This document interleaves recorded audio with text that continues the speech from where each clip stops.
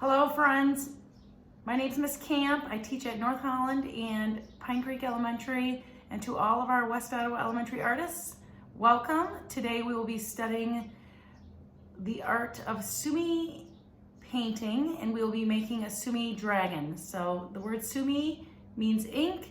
We had some prior exposure earlier during this time of learning at home, creating kanji characters. Now we're going to take our knowledge of that and we're going to apply it to a painting of a dragon. So I hope you enjoy this. If you don't have a brush or paint at home or ink, you can create a drawing using pencil, pen, a marker, whatever supplies you have. If you don't have a large paper, feel free to grab a paper bag. I look forward to seeing all of your posts. Remember #WOLArt. Let's go ahead and begin.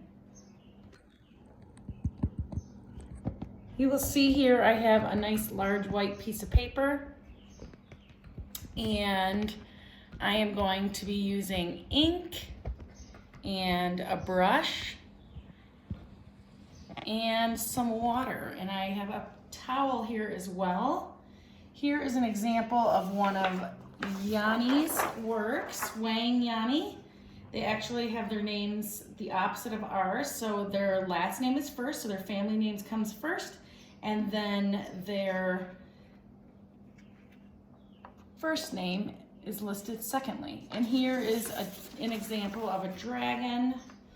You can also apply an image, a kanji character to your artwork when you're done, and always remember to sign your name so that you know it's yours.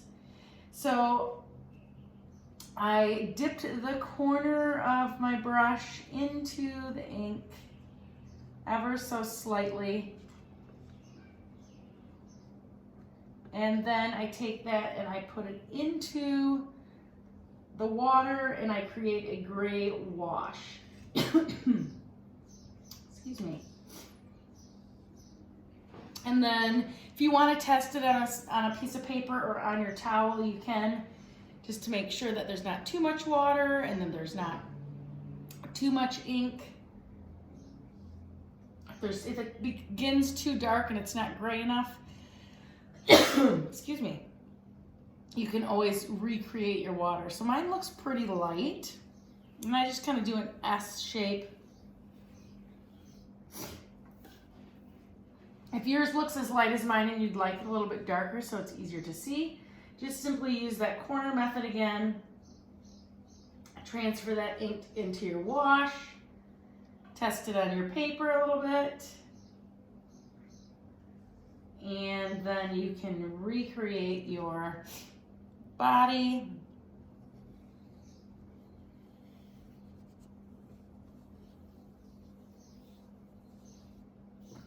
Okay. Once you've completed that, you will no longer need your hake. Your next step, you can begin adding details to your dragon's head. So I'm gonna just get this fude wet with water, and then I'm gonna put ink on the tip of it. If you prefer to do your legs next, that's fine too. You kind of want to wait for it to dry a little bit. So if there's something else you could probably add prior to working on your face, maybe you want to go ahead and make your spikes on the back of your dragon. So you could just go along the edge and add all of the rough edges of the skin, all of the spikes on the back.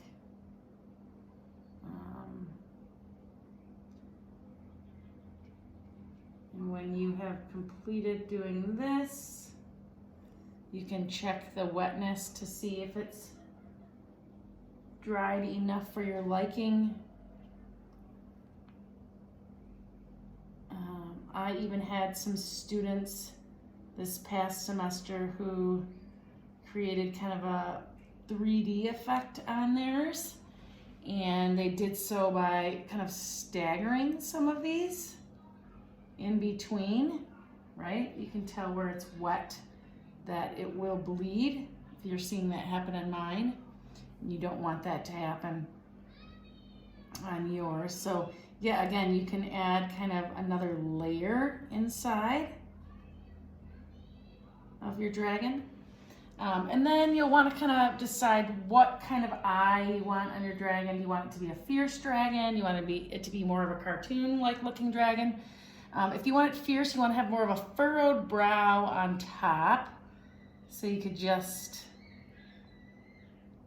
add that line in and then do just kind of a circle underneath, half a circle, and then just add that eye part in there.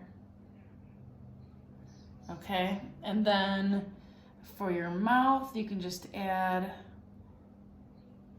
a line that goes around the front. You can put some nostrils on the corners here. And another one. It's just kind of like an oval mark, right? If you're not satisfied, just add on to them until you do become satisfied. You can add kind of the edge. And then for your teeth, you could just do, oh, my other eye, forgot about that. This is just gonna be kind of a half eye because it's, you know, showing. And then if you want, you can add this like crowning on the top of the head a little bit. And if you want to get more elaborate, you could even make it more elaborate. You could add a little bit more of like a chin down here, add some teeth just by pressing with that ink on your mouth area. And then you can do some bottom teeth coming in from the opposite way. You could add, you know, the sensors coming off of the nostril area.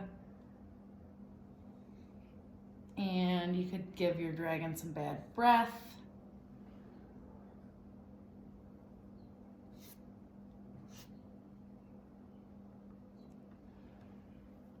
Then the next step, I'm going to add my legs on my dragon. And this is, the front leg is a 7.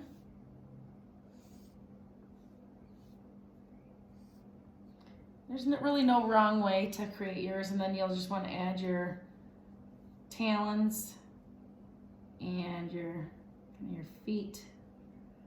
And I just kind of make it look kind of rough. Their feet are not the most soft looking. They have those sharp talons on them. Then the back leg, you can do the letter Z.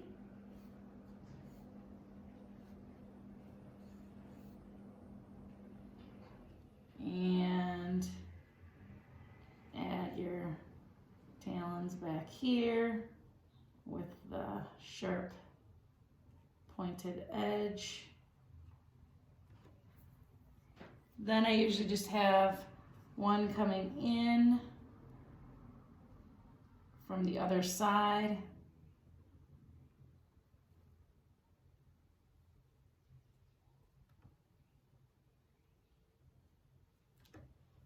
And similar over here.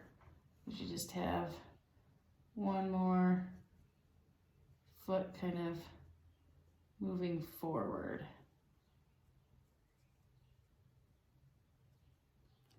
Again, don't worry about them being perfect. This is our first attempt at this. As you can see, my wash kind of went outside of my head, and you can always try to work your way back through it. All right, my next step, I want to add some scales on my dragon's body. So I'm just going to first add kind of like the belly side of my dragon's body.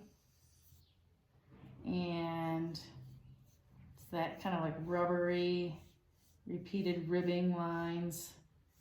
So just that sense of repetition will help.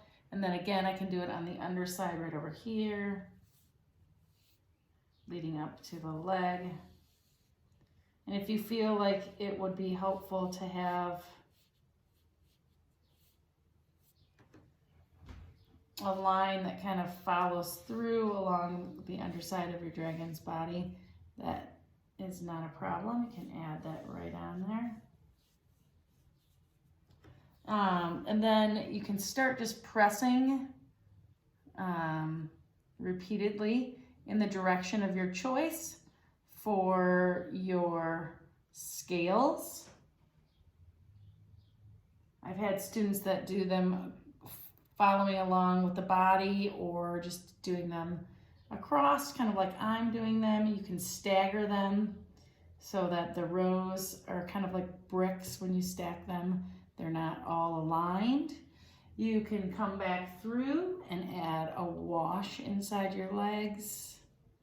And again, the Sumi way of painting, you do not worry about if you make mistakes, you just keep moving forward.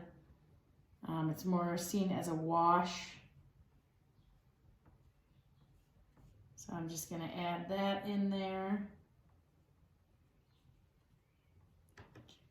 And you can continue along until you feel like you're pretty satisfied with your artwork. So feel free to fill spots in. If you feel like there's a lacking of a detail, you can add more of a detail somewhere. You can add more talons. You can add more scales if you feel like you didn't get enough. And just have fun. You know, I often like to turn on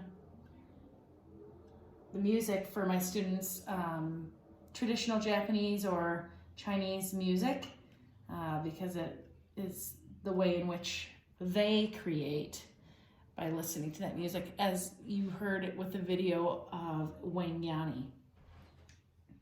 So I'm going to go ahead and post my final pic of this artwork, and don't forget you can add a character onto your artwork if you so choose. Enjoy. I look forward to seeing your pictures. #WoLArt.